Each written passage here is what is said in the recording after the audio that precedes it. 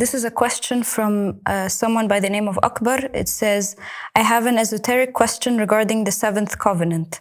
Are occult sciences such as crafting talismans for protection permitted?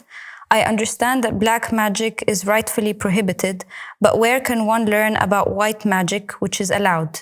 Additionally, I agree with what the Imam Abdullah Hashem said about how we need to reclaim symbols that dark forces have distorted to be perceived as demonic, and use them to nullify and combat the evil sorcerers.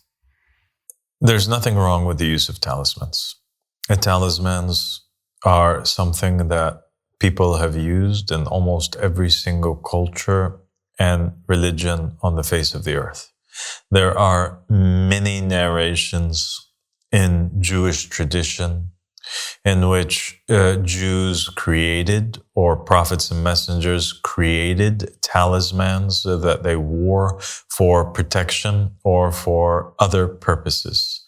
In the religion of Islam, also Muhammad and the family of Muhammad alayhi salam, the Imams, have left many instructions and many different narrations in which they taught the Shia various talismans that they can create, usually for the purpose of protection, right? Or the gaining of sustenance. And you can find these in the books of Muhammad and the family of Muhammad.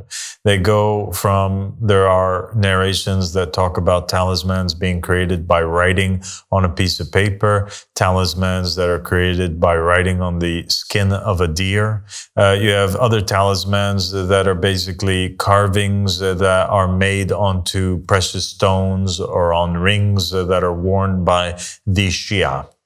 So using or making talismans is something that is completely ordinary, and there's nothing that's haram concerning it. There's also nothing haram about learning about magic in general, or learning or studying any sort of knowledge, okay? So even black magic, somebody can learn it and read about it and be educated in it, so long as they are not using it to harm or manipulate other people. So really, what's haram is not a type of knowledge, but it's the use of that knowledge. A cell phone is halal if you're using it for phone calls, or if you're using it for writing or watching something. But if you're watching, for example, pornography, it becomes haram. So the haram is associated or attached to the usage of it. Now, where is it that the individual can read or learn about magic? There are a lot of sources that are kind of commercial fake sources and books that are available today that really don't work.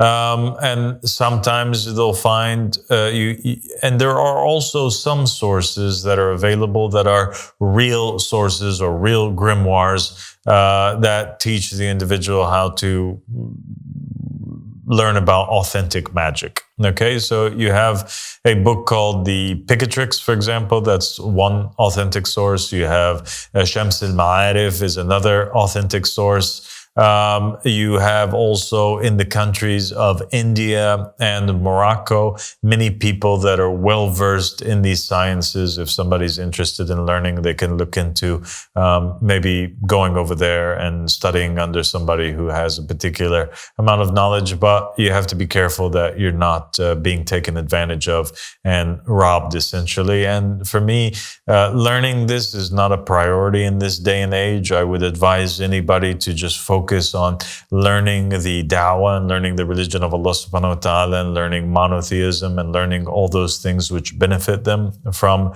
the Imam of the time.